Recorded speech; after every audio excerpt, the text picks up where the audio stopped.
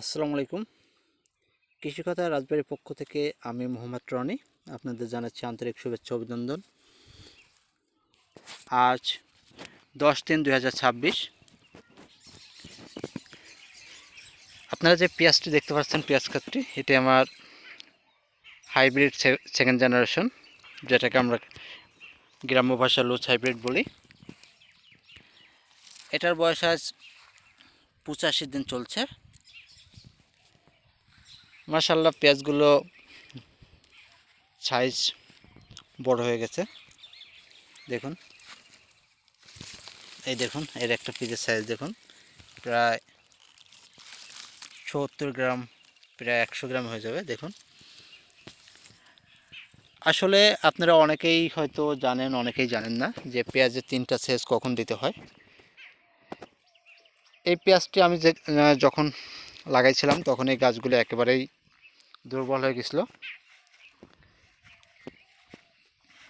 কিছু গাছ মরেও গেছিলো আমার। তা সে অবস্থায় আমি এটা 3টা সেচ দিই টোটাল। দেখুন, আসলে একটু চারা গাছ ছিল, এই কারণে গাছগুলো মরছিল। তো আমি পরে লাগাই দিয়ে পানি দিয়েছিলাম। তারপরে সেই জায়গার যে অভাবটা ছিল, গ্যাপটা ছিল, সেই গ্যাপটা নেই। এই দেখুন পেঁয়াজ, দেখুন দেখুন পেঁয়াজের সাইজ দেখুন। আসলে ওই 3টি সেচ দেওয়ার কারণে আমার এই গাছগুলো খুবই সুন্দর হয়েছে, গাছের গ্রোথগুলো খুব সুন্দর হয়েছে। পেঁয়াজগুলো দেখুন,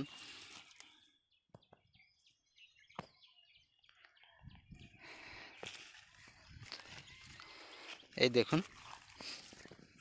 85 দিন বয়স। এখনই প্রায় তোলা যায়, কিন্তু আমি এখন তুলব না, আরও হয়তো এটা 10 থেকে 15 দিন থাকবে। গাছ যতদিন সতেজ থাকবে আমি ততদিন খেতে রাখবো। এমনিতেই দাম কম আছে এখন। এই দেখুন,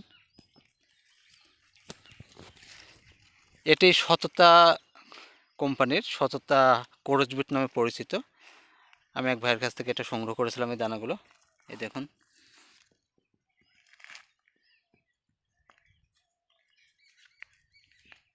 কিছু ফুল হয়ে গেছে। আসলে আমি দেশের বাইরে ছিলাম, 1 সপ্তাহ প্রায় ইন্ডিয়াতে ছিলাম, এই কারণে ফুলগুলো ভাঙতে পারিনি।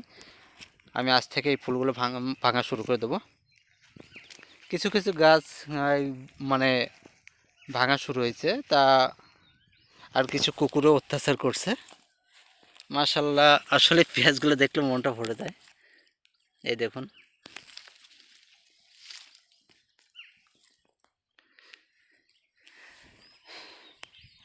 সামনের বছর আপনারা যখন পেঁয়াজগুলো লাগাবেন, যদি গাছ ভাবেন যে দুর্বল, একটা সেচ আর একটা সেচ অতিরিক্ত দিবেন, তাতে কোনো ক্ষতি নেই, লাভ ছাড়া ক্ষতি নেই। তো সেচটা দিতে হবে আপনার লাগানোর যেদিন লাগাবেন সেদিন তো অবশ্যই সেচ দিবেন। সেচ দেওয়ার 15 দিনের মধ্যে আরেকটা সেচ দেওয়ার চেষ্টা করবেন, এবং 30 দিনের মধ্যে আরেকটা সেচ দিয়ে পেঁয়াজটা কোপ দিয়ে দেবেন। মাশাল্লাহ, এই দেখুন, এটা আমেরিকান সেকেন্ড জেনারেশন। আসলে আপনারা যেখান থেকেই আমেরিকান সেকেন্ড জেনারেশনটা কিনবেন, অবশ্যই ভালো গৃহস্থ, আমরা যেটা বলি, ভালো লোক দেখে কিনবেন। কারণ এগুলো যারা হাট থেকে কিনে কদম করে, তাদেরগুলো ভাঁজ থাকে, কিং থাকে, ছোট বড় বিভিন্ন পেঁয়াজ হয়, আপনি আশানুরূপ ফল পাবেন না। এটাতে আমি আরেকটা স্প্রে করব, সেটা হলো কারেন্ট পোকের জন্য, আর সাথে একটু ছত্রাকনাশক ম্যানকোজেব গ্রুপের একটা দেবো। তাছাড়া আর কোনো স্প্রে করব না। দেখুন দেখুন, এই দেখুন, আশা করা যাচ্ছে এগুলো শতাংশে 3 মণ হয়ে যাবে।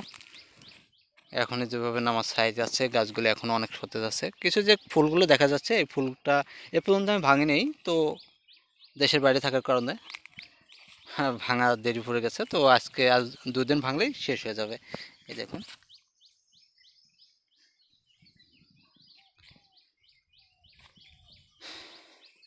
আর একটা কথা বলতে ভুলে গেছি, এটাতে আমি হালি, মানে যেটা আমি দানা চারাই, যা আমরা বলি যে পেঁয়াজ লাগানোর জন্য যে দানা চারাই না, সেটার ক্ষেত ছিল। এ কারণে গাছগুলো প্রথমে দুর্বল ছিল। আর এই দুর্বল থাকার কারণে আমি 3টি সেচ দিয়েছি, এবং 3টি সেচ দেওয়ার কারণেই আমার পেঁয়াজের ফলনটা আপনারা তো দেখতেই পাচ্ছেন কত সুন্দর হয়েছে।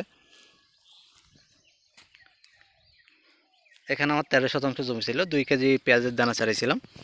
তা মাশাল্লাহ দেখুন পেঁয়াজের সাইজ দেখুন, এই দেখুন একটা পেঁয়াজ, এই দেখুন।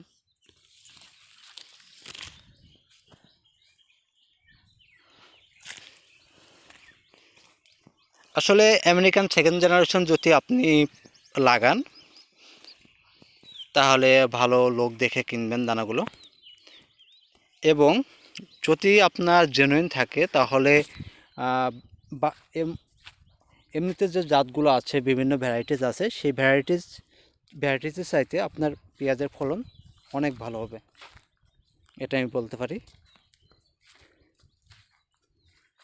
তো আজ এই পর্যন্ত এই কৃষি কথা রাজ্যের পক্ষ থেকে আবার আপনাদের শুভেচ্ছা জানাচ্ছি। আমার চ্যানেলটি অবশ্যই সাবস্ক্রাইব করে দেবেন এবং পাশে থাকবেন।